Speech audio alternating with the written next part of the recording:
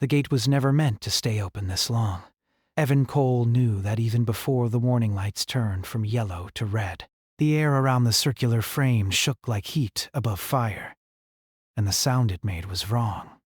Too deep, too strained, like metal screaming underwater. The alien sky beyond the gate flickered between colors that did not exist on Earth.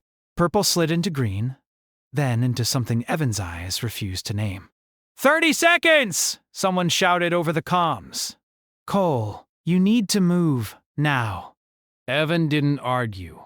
He had learned early that hesitation killed people faster than bad decisions. He tightened his grip on the data pack strapped to his chest and ran. The ground beneath his boots cracked as the world behind him began to fail. Towers in the distance folded inward, not falling, but collapsing as if reality itself was tired of holding them up. This planet had been dying long before humans arrived. The mission was never about saving it, only about learning from it before it vanished. Evan crossed the threshold, just as the gate screamed. The pressure hit him like a wall. His vision went white, then black, then painfully sharp. He fell forward and hit solid ground, rolling hard across metal flooring. Gravity settled into place. Familiar and heavy. Earth gravity. Hands grabbed him. Voices shouted. Medics rushed in. The fracture. Explorer Cole is through! Vitals stable! Gate integrity failing. Wait, what is that? Evan coughed and sucked in air that tasted like home. He barely had time to smile before the room went silent. The silence wasn't empty. It was shocked. Evan pushed himself up on one elbow and turned his head back toward the gate. It was still open. That alone was impossible. The gate system was designed to collapse instantly after a single human crossing. Energy limits. Safety protocols. Laws of physics, according to the people who liked saying that phrase. And then he saw her. She stepped out of the gate as if she had all the time in the world. She was tall, taller than Evan, with skin the color of pale stone touched by moonlight. Her hair floated instead of falling, moving slowly, as if underwater. Her eyes were dark and reflective, catching the lights of the facility and bending them in strange ways. She wore no armor, no visible technology, just a simple garment that looked grown rather than made. She stopped just past the gate and looked around. The gate collapsed behind her. Alarms blared instantly. Armed guards raised weapons. Scientists froze in place, staring like children who had just seen the impossible walk into the room. Evan stared too. She had followed him. Unknown entity detected, a voice said, tight with fear. All units, hold positions. The woman turned her head slowly, studying the weapons pointed at her. Her expression did not change. No fear, no anger, just calm attention. Like someone looking at tools they did not recognize, but understood could be dangerous. Her gaze moved, then settled on Evan. For the first time, her face softened, not into a smile, into recognition. She took one step toward him. "Stop right there," a guard shouted. She stopped. Not because of the order, Evan realized, but because she had already decided to. Evan stood, ignoring the hands trying to hold him down. "Wait," he said, his voice rough. "She's not attacking." No one listened. Fingers tightened on triggers.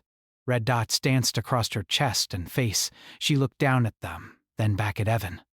"You are safe," she said. Her voice was clear and steady. It echoed slightly, as if the room itself was listening. She spoke perfect English.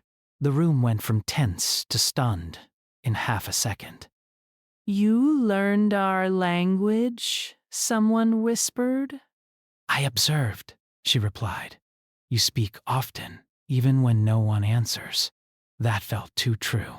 Security moved in closer. A drone floated forward, scanning her from head to toe. Data flooded screens. Biology unknown. No cybernetic signals. Energy readings are strange. Evan stepped fully in front of her without thinking. He didn't know why he trusted her. Maybe because she could have come through the gate violently and didn't. Maybe because she had chosen to follow instead of force. "Who are you?" a scientist asked, voice shaking despite years of training. She considered the question. "I do not carry a name that fits here," she said slowly. "Names are for places that expect permanence." That answer made several people uncomfortable in ways they couldn't explain. "Why are you here?" Another voice demanded. Her eyes flicked briefly to the ceiling, to the layers of metal and concrete, to the world beyond them, then back to Evan. "I chose to come," she said. "That's not an answer!" a commander snapped. "It is the only one that matters." Evan felt a strange chill at that. Not fear. Something heavier. Something like standing near a deep ocean and realizing how small rules became under enough pressure. "She followed me," Evan said quietly. All eyes turned to him. "I didn't invite her," he added quickly. I didn't even know it was possible. The gate should have collapsed the moment I crossed." "It did," a technician said. "From our side?" But something held it open from the other end. The woman nodded once. Yes. Every scientist in the room leaned forward at the same time. "You did that?" someone asked. I allowed it, she replied. Weapons rose higher. Evan turned back to her. "Why me?" She studied him again. Longer this time. "You looked back." That didn't sound like an answer either, but it felt like one. The commander gave a sharp signal. "Containment protocol! Separate them!" 2 guards stepped toward her. She did not resist. But as they reached out, the lights flickered. Not off. Just action. Ron, like the room was breathing. Everyone froze. "I will not harm you," she said calmly, "but I will not be taken apart." Her words were not a threat. They were a boundary. Evan swallowed. "She came peacefully," he said. "She hasn't hurt anyone. Yet," the commander replied. "She won't?" Evan said, surprising himself with how certain he sounded. The woman tilted her head slightly. "You assume well," she said to him. "That is rare." Just for a second. In that second, Evan saw the war inside his eyes. Fear versus curiosity. Safety versus opportunity. Humanity had crossed a line the moment the first gate opened. Pretending otherwise was just fear wearing logic. "Escort her," the commander said finally. "No restraints, for now." The woman nodded, as if she'd expected no other outcome. As they walked, people stared, some with awe, some with terror, some with something like hope they didn't know they carried. Evan walked beside her, close enough to feel a faint warmth coming from her skin. "You don't seem surprised," he said quietly. "I am," she replied, "but not by you. That's comforting, I think." She glanced at him. "Your world is loud," she said, "unstable." "Violent. Yeah," Evan said. "That's us." "And yet," she continued, "you stand between danger and a stranger without understanding why." Evan shrugged. "Someone has to." She was silent for a long moment. Then she said, "That is why I followed you." They reached the observation chamber. Thick, transparent walls. Sensors everywhere. A room built to watch without touching. The door closed behind her. Evan remained outside. She turned once more to face him through the barrier. "You may ask," she said. "Ask what? Why I did not say goodbye." Evan frowned. "Okay." "Why didn't you?" Her eyes softened again, just slightly. "Because humans do not say goodbye. she said. You leave doors open and call it hope. Then she placed one hand against the glass, and for the first time since stepping through the gate, she smiled. Not because she was safe, but because she had arrived. The room never truly slept after she arrived. Even when the lights dimmed and most of the staff rotated out, the observation chamber remained alive with quiet movement. Screens glowed softly, showing streams of data no one fully understood. Machines hummed, adjusted, recalculated, and failed to agree with each other. Inside the transparent chamber, she stood near the center, hands relaxed at her sides. She did not pace. She did not fidget. She did not show signs of stress. Instead, she watched. Not the people. The space between things. Evan noticed it during the first hour. He sat behind a console with a cup of coffee that had gone cold, pretending to read reports while actually watching her reflection in the glass. Most people stared at her directly. Evan couldn't stop noticing that she rarely returned their gaze. Her eyes drifted to corners, to air vents, to shadows where light bent strangely, like she was listening to something no one else could hear. "She's not eating," a technician whispered. She hasn't asked for food, another replied. She hasn't asked for anything. That made the silence heavier. Evan stood and walked closer to the glass. The guards tensed but said nothing. He had become an exception without meaning to. The one person she did not ignore. She turned toward him as he approached, as if she had always known he would. "You're still here," she said. "So are you," Evan replied. "Yes," she said. "I remain." He hesitated. "Do you need anything?" She thought about it. Truly thought. No. That answer felt wrong in a world built on needs. Evan leaned his shoulder against the console. "They're going to ask you questions." "They already are." "More," he corrected. "Harder ones." She nodded. "That is expected." A group of scientists gathered on the far side of the room, arguing in low voices. Words like containment, classification, and protocol drifted through the air. None of them sounded big enough for what stood behind the glass. Evan lowered his voice. They're scared. She tilted her head. Fear is loud in your species. We're not great at hiding it. You do not hide it, she replied. You build around it. That made him smile despite himself. A senior researcher stepped forward and cleared her throat. We'd like to begin formal communication. The woman turned, giving her full attention. "Please state your name for the record." Silence stretched. "I do not possess a stable name," she said carefully. "In my place of origin, identity is defined by function, not sound." The researcher frowned. Then, "Your function?" A pause. "I observe endings." The room shifted. "That's not reassuring," someone muttered. Evan watched her expression.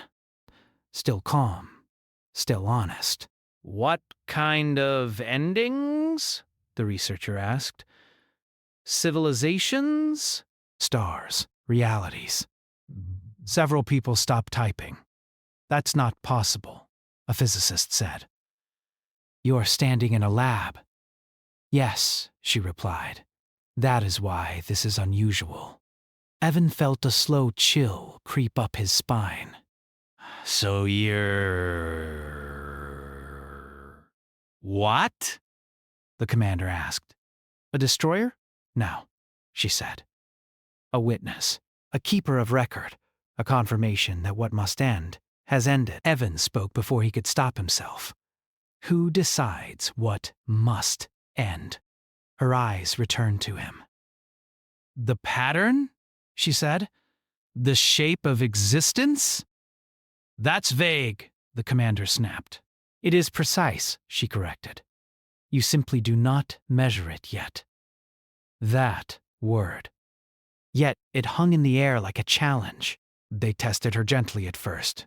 Energy scans, light spectrums, magnetic fields. She cooperated, stepping where asked, standing still when told.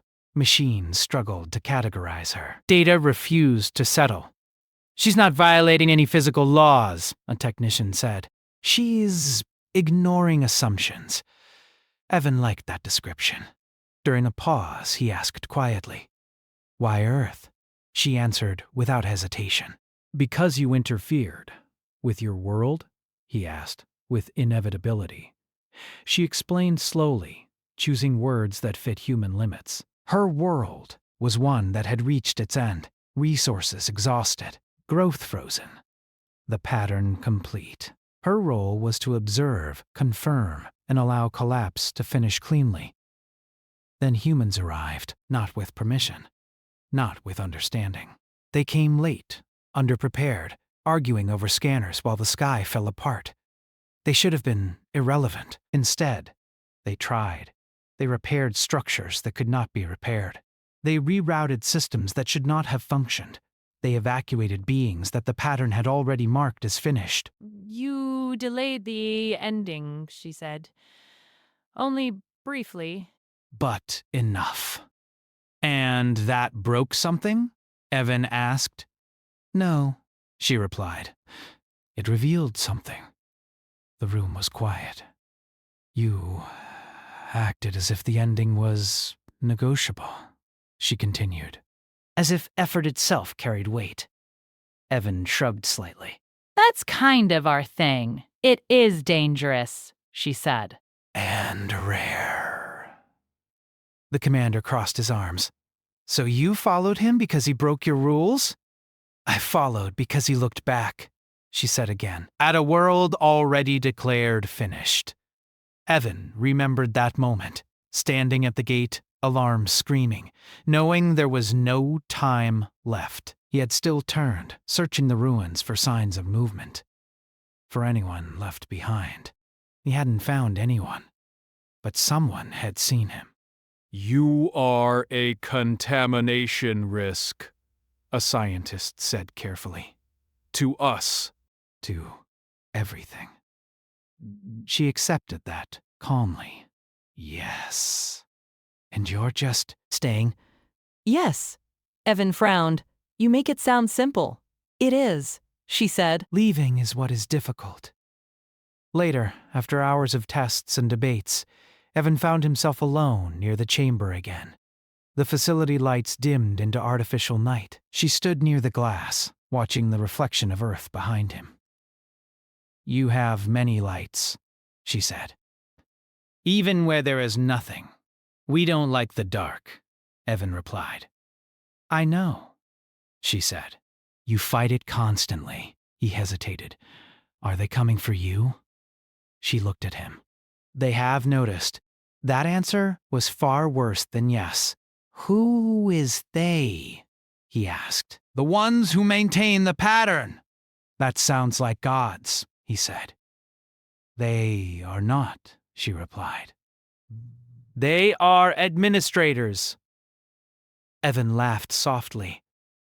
"That might be worse." Her lips curved slightly. Not a smile. "Not yet. They will ask for correction," she continued. "For my return. For your compliance. And if we say no?" Her eyes met his fully now. "Then you will be classified?" "Classified how?" "Unstable?" Evan exhaled slowly. "We get that a lot." She studied him, something new in her gaze, interest, maybe even respect. "You do not fear that word?" she said. "We turned impossible into a job requirement," Evan replied. Silence followed. Then she said something unexpected. "I do not wish to return." Evan's breath caught. "Because of us?"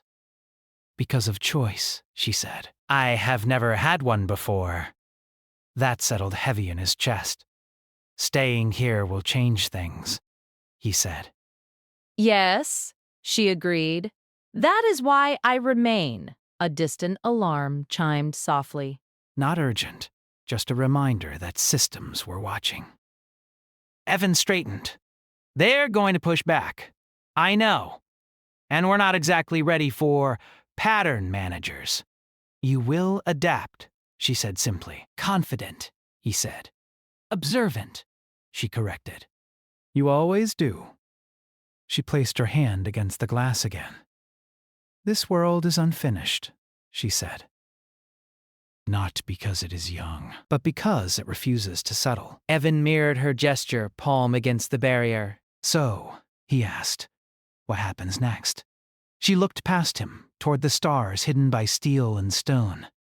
Next, she said, they will learn what humans do when told the future is already written. Outside the chamber, unseen and unheard, sensors spiked briefly, then steadied, somewhere far beyond Earth. Something ancient took notice, and for the first time in a very long existence, it hesitated. The first sign that something was wrong did not come with alarms. It came as silence. Deep inside the facility, systems that never stopped talking to each other paused for half a second. Power did not fail. Lights did not flicker, but clocks across different departments disagreed by a fraction of a moment. Not enough for panic, enough for confusion. Evan noticed, because he had learned to trust small wrong things. He was in the control room when a technician frowned at her screen. That's strange. What is? Evan asked. Our time sync just corrected itself, but nothing caused it. Before he could answer, another voice spoke up. Same here. Then another. Then another. Inside the observation chamber, she lifted her head. They are close, she said. The room tensed instantly. Fine, they, the commander said. She did not look afraid, but something in her posture changed, less relaxed, more present, like someone standing straighter when a storm approaches. The Continuance Council, she said. The Patterns Custodians. Evan felt the weight of that settle in his chest. They're here? Not fully, she replied. They do not arrive as you understand arrival. That was not comforting. What do they want? A scientist asked. She looked at Evan before answering. Correction. The word spread through the room like cold water. Moments later, every external sensor spiked at once. Space around Earth bent, not visibly, but measurably. Satellites reported impossible readings. Gravity fluctuated by fractions that should not exist. Something was pressing against reality. Then a voice filled the room, not through speakers, not through air. It was everywhere and nowhere, calm and immense, layered like many voices speaking the same sentence at different times. Deviation detected. Several people dropped to their knees without realizing it. Others froze, hearts racing. The woman inside the chamber closed her eyes. Designation acknowledged, the voice continued. Continuance warden removed from assigned terminal without authorization. The commander forced himself to stand straight. This is Earth. You're speaking to a sovereign species. You're speaking to a sovereign species. You're speaking to a sovereign species. Then the voice replied. Evan felt anger flare, not fear. Not yet. What do you want from her? He demanded. The voice paused, as if noticing him for the first time. Return, it said. Correction of contamination. Restoration of expected collapse trajectories. No, Evan said. The words slipped out before anyone could stop him. The room went deadly quiet. The woman opened her eyes. The voice turned its attention fully to Evan. You are not an authorized decision-maker. Neither are you, Evan shot back. You don't live here? That distinction is irrelevant, the voice replied. The pattern supersedes locality. Evan laughed once, sharp and humorless. That's funny. Humans have been told things are irrelevant our whole history. The woman watched him closely now. Deviation amplified. The voice noted. You're treating her like property, Evan said, like a tool that wandered off. She is a function, the voice replied, a necessary component. She's a person, Evan said. There was a pause. Then, for the first time, the voice sounded pause, uncertain. Define person. Evan blinked. You're kidding. No, the voice said. Clarification requested. Evan looked around. Scientists stared back at him.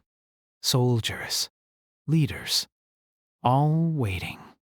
He swallowed. A person, he said slowly, is someone who can choose. Someone who can say yes or no. Someone who can leave. Silence followed. The woman's eyes widened, just slightly. That definition is unstable, the voice said. Yeah, Evan replied. So are we. The room lights dimmed as pressure built. Not physical pressure, conceptual. Like being squeezed by expectations too large to see. You are a deviation cluster, the voice said. Your species introduces inefficiency into terminal systems. We call it trying, Evan said. You delay endings, the voice continued. You resist decline. You rebuild after failure. That's survival, Evan said. That is contamination, the voice corrected. The woman stepped closer to the glass. You did not ask me, she said quietly. You are a function, the voice replied again. No, she said. Her voice was still calm, but something in it had changed. I am choosing. The room vibrated. Shh! She's destabilizing the interface, a technician shouted. Energy readings are off the scale. Evan felt the air thicken. The woman placed her hand against the glass, and for a moment the barrier glowed faintly, not from heat, but from stress. You cannot choose, the voice said. You were not designed for it.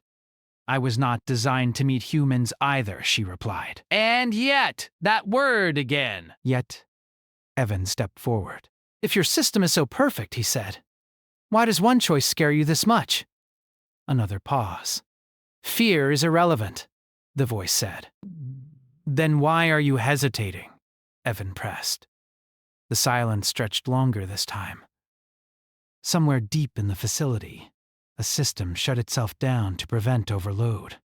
You are requesting exemption, the voice finally said. That is unprecedented. Get used to it, Evan said. We specialize in that, the woman turned to him. They will escalate, she warned. I figured, Evan said. We always get the bigger bill later. The commander stepped forward. If you take her, he said to the voice, you'll be doing it over our objection. Objection noted, the voice replied. Insufficient. Then make it sufficient, the commander said. That was when the voice changed. Very well, it said. Demonstration. Outside the facility, the sky twisted. Clouds froze in place. Wind stopped mid-motion.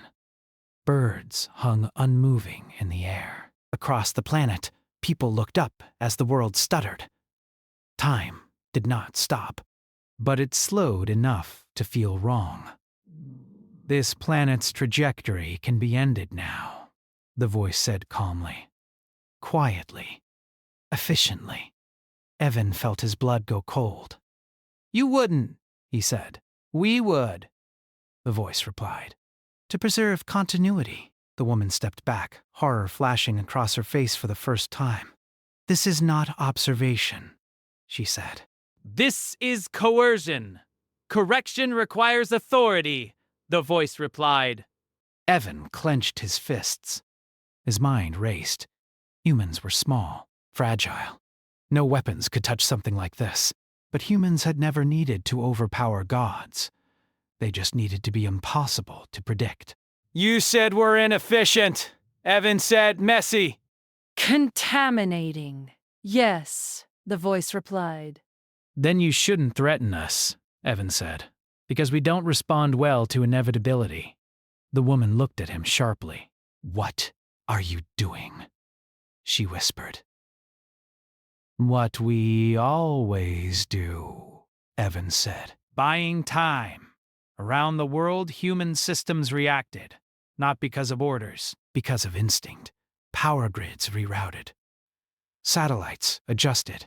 Scientists argued. Engineers improvised, not coordinated. But relentless. You are escalating instability, the voice warned. Good, Evan said. That means we're being ourselves. The woman placed both hands against the glass. Light rippled outward, not breaking it, but bending the space around it. I see it now, she said softly. Your strength is not force. What is it? Evan asked. You refuse to accept conclusions, she replied, even when they are correct. The voice surged. Final warning.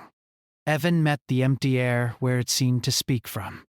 Here's the thing, he said. You see endings, we see problems. And problems, he continued, are just beginnings that haven't been argued with enough. For the first time since it arrived, the voice did not answer immediately. Across Earth, time snapped back into place. Wind rushed, birds fell and caught themselves. People staggered, gasping. The demonstration ended. Assessment required, the voice said at last. Humanity presents anomalous resistance to pattern enforcement. The woman exhaled slowly. You're reconsidering, she said. Yes, the voice replied. Reluctantly, Evan sagged against a console, legs shaking. This is not over, the voice continued. Deviation remains unacceptable, but not erasable, Evan said quietly. Another pause. Observation status applied, the voice said. Humanity reclassified as unresolved. The word echoed strangely. Then the pressure lifted. The voice faded. Silence returned. Real this time. People slowly realized they were still alive. The woman turned to Evan, something like wonder in her eyes. You argued with inevitability, she said. Evan laughed weakly. We do that a lot. She smiled, truly smiled.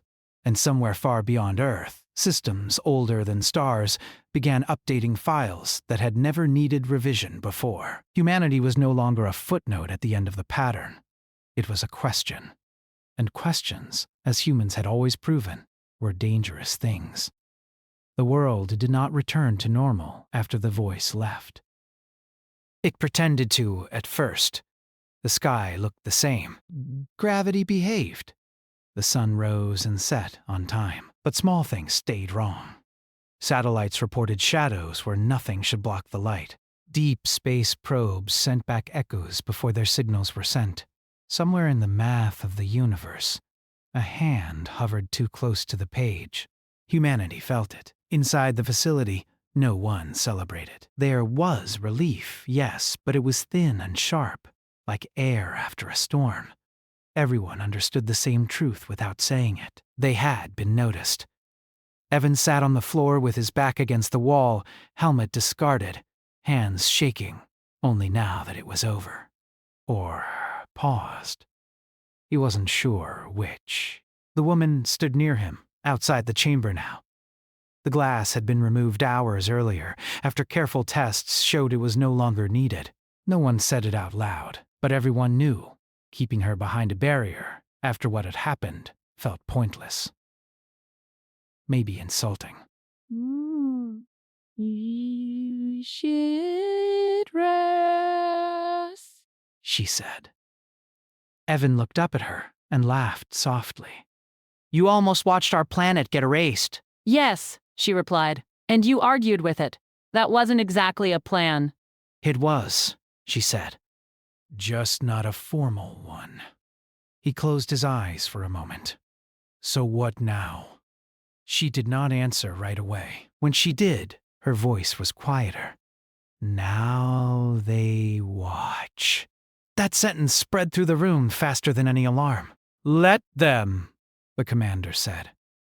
He looked older than he had yesterday. We're used to being watched. She shook her head.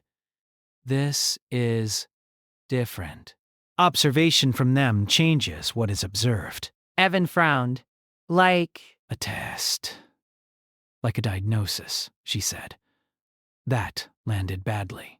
In the days that followed, humanity did what it always did under pressure. It worked, not together, not cleanly, but constantly. Scientists argued openly, fiercely, sometimes shouting across rooms and continents. Engineers built models that contradicted each other and then tested all of them anyway. Philosophers were pulled into briefing rooms. Linguists argued with physicists. Artists were consulted because someone noticed the anomaly patterns made more sense when treated like music than equations. The woman watched all of it. She moved freely now, walking through labs and halls, standing quietly beside people as they worked. Some avoided her. Some asked questions. Some just talked, nervous laughter filling the spaces where fear wanted to live. She answered what she could. When she couldn't, she said so. That honesty confused people more than lies would have. You're changing, Evan said one evening as they stood looking out at the night sky through reinforced glass. yes, She said. how? I am Diverging, she replied. Exposure to your species is destabilizing my original function. Sorry, Evan said automatically. She looked at him. I am not. That surprised him. You were built to observe endings, he said. Now you're helping us avoid one. I am learning that endings are not always correct, she said. Sometimes they are simply convenient. Evan smiled faintly. Welcome to humanity. The next contact came without warning. No voice this time. Instead, every screen on the planet showed the same symbol. Simple. Clean. Not threatening. Not friendly. A notice. The observation phase has begun. The woman stiffened the moment it appeared. They're adjusting, she said.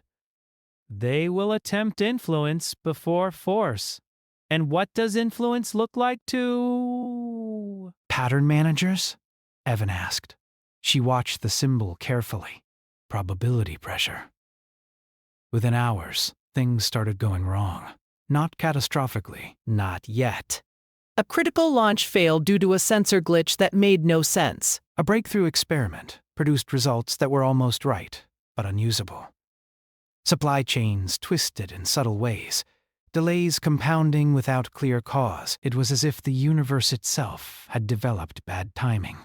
They're making us inefficient, a scientist said bitterly. They're trying, the woman corrected. Evan leaned over a table covered in messy diagrams. Can they just keep doing this?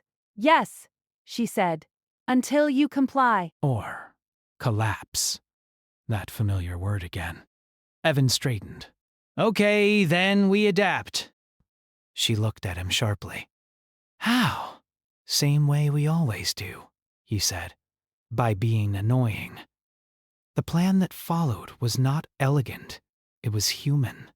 Instead of fighting the interference directly, humanity leaned into it.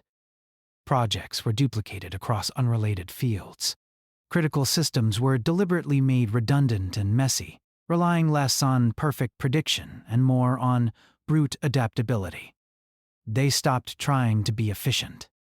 They became resilient.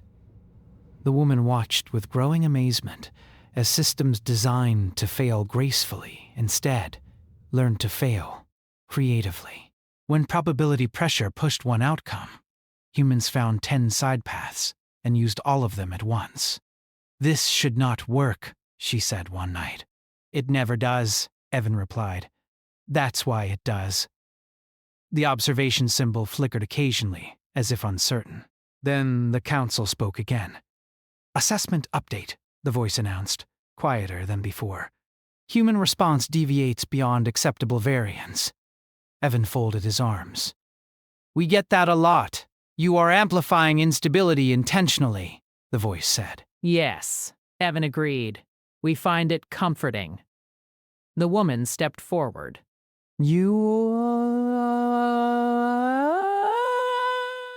Failing to correct us, she said. Correction is ongoing, the voice replied. Then you misunderstand the subject, she said calmly. There was a pause. Clarify, the voice said. Humans do not stabilize, she said. They accumulate. The room was silent. Every failure becomes data. Every loss becomes memory. You cannot push them toward an ending because they will turn the pressure into structure. Evan nodded. She's right. We're like that. That is inefficient, the voice said again, weaker this time. Yes, she replied, and irreversible. Something shifted. Across the planet, probability pressure lessened slightly, not gone, but cautious. They're learning, Evan whispered. They are confused, she corrected. You are not behaving like a temporary civilization. Because we're not, Evan said. The council withdrew again, not in retreat, but in re-evaluation. The woman sat heavily for the first time since arriving. Evan noticed. Are you okay? He asked. She looked at her hands. I am afraid. That word hit him harder than any cosmic threat. You? He asked. Yes, she said, because I cannot return unchanged. And I cannot stay without consequences. Evan sat beside her. That's kind of the human condition. She looked at him. You accept this? We don't like it, he said. But we keep going anyway. She was quiet for a long time. Then she said, I understand now why they fear you. Evan smiled sadly. We're very inconvenient. She shook her head. No. You are contagious. Outside, stars burned steadily, unaware or uncaring of the arguments happening beneath them. Somewhere beyond them, ancient systems recalculated futures that no longer resolved cleanly. And on Earth, humanity continued doing what it had always done best, refusing to end on schedule. The night the universe blinked, most people on Earth did not notice. A few astronomers did. A few machines did. A few animals paused and lifted their heads for no clear reason. But for most of humanity, it passed like a quiet breath between seconds. Inside the facility, the woman felt it immediately. She stopped mid-step, one hand brushing the wall as if steadying herself. Evan, walking beside her, noticed her sudden stillness. They're here, she said. Evan did not ask who. The air grew heavy again, but this time it did not press down. It spread outward, like something unfolding rather than arriving. Screens did not light up. No symbols appeared. Instead, the room seemed to listen. Then the voice returned. Not loud, not everywhere. focused. Final assessment complete, it said. People gathered instinctively, drawn by a shared sense that this moment mattered more than the others. Humanity exhibits sustained deviation, the voice continued. Correction attempts unsuccessful. Observation yields exponential uncertainty. Evan folded his arms. You sound frustrated. There was a pause, not hesitation. Consideration. Frustration is not applicable, the voice said. However, projection models have failed. The woman stepped forward. You cannot finish them, she said. You cannot fix them. We can isolate, The voice replied. Evan's jaw tightened. From what? From influence, the voice said. From broader pattern contamination. Silence fell. You want to lock us away, Evan said slowly. Cut us off. Yes. The voice replied. Containment without erasure. Some people relaxed at that. Others did not. And her? Evan asked. The continuance warden will be returned, the voice said. The woman inhaled sharply. No, Evan said. That outcome is non-negotiable, the voice replied. She turned to Evan, eyes steady. It is all right. He shook his head. No, it's not. She touched his arm gently. I was never meant to stay. That doesn't mean you don't get to choose, he said. The voice interrupted. Choice is the variable causing instability. Exactly, Evan said. So stop trying to remove it. The woman stepped fully between Evan and the empty space where the voice seemed to focus. I will not return as I was, she said. That function no longer exists. You cannot erase your origin, the voice replied. I am not trying to, she said. I am expanding it. Another pause. You have been altered, the voice said. Your exposure has compromised your role. Yes, she said. By design. The word design carried weight. You chose this? The voice asked. I did, she replied, and I would do so again. The room felt warmer. Not physically, emotionally, like a decision locking into place. You risk cascading instability, the voice warned. Evan! Step beside her. So do we. Every day, the voice turned to him. Your species accepts unacceptable loss. We accept uncertainty, Evan corrected. Loss just comes with it. The silence stretched longer than before, long enough that people began to breathe again. Proposal, the voice finally said. Everyone leaned in. Humanity will remain uncontained, the voice said. Under classification, anomalous persistent civilization. Evan blinked. That sounds flattering. It is not, the voice replied. I'll take it, Evan said. The continuance warden will be released from singular function, the voice continued, reassigned as independent observer. The woman's eyes widened. Observer of what? She asked. Of humanity, the voice replied. Evan laughed softly. Careful, we rub off.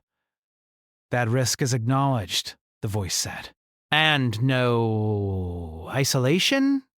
Evan pressed. None, the voice replied. Your influence cannot be contained without unacceptable systemic loss. Evan exhaled slowly. So you're letting us go? Yes, the voice said. Because we cannot stop you without breaking more than we preserve. The woman closed her eyes for a moment. When she opened them, something like relief shone through. You're afraid, she said gently. No, the voice replied. She tilted her head. You are uncertain. Another pause. Yes, the voice said. And that is... No. The pressure lifted completely this time, not faded. Lifted, like hands releasing a fragile object they had realized they did not fully understand. The voice spoke one last time. Humanity will be monitored, it said, closely. Evan smiled faintly. Wouldn't have it any other way. The presence withdrew.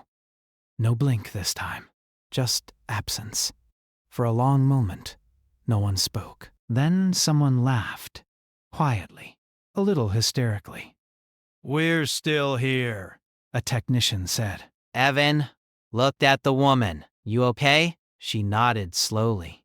I am free. That word felt strange and powerful in the room. In the weeks that followed, the universe did not end. Earth kept spinning. People kept arguing. Wars did not magically stop. Problems did not vanish. Humanity did not become wise overnight. But something had changed, not outside, inside.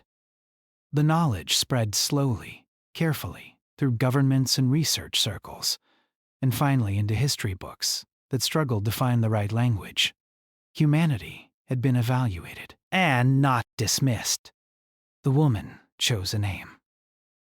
Not because she needed one, but because she wanted one. She chose it after listening to people talk, after watching children argue and forgive, after seeing how humans named storms and ships and hopes. She chose the name Mira because it meant wonder. She stayed, not as a ruler, not as a guardian, not as a warning, as a witness. Evan returned to exploration, this time with questions that reached further than any map. Sometimes Mira traveled with him. Sometimes she stayed behind, learning, teaching in quiet ways. She wrote nothing down. She remembered. Somewhere far beyond Earth, systems adjusted slowly to a universe that now contained a loud, unstable species that refused to end when expected. A humanity was no longer an accident. It was a factor. And Mira, once a keeper of endings, watched a civilization that treated every ending as an argument waiting to happen. She never said goodbye, because humans, she had learned, did not mean it. They meant, see you later. And the universe, for better or worse, would have to get used to that.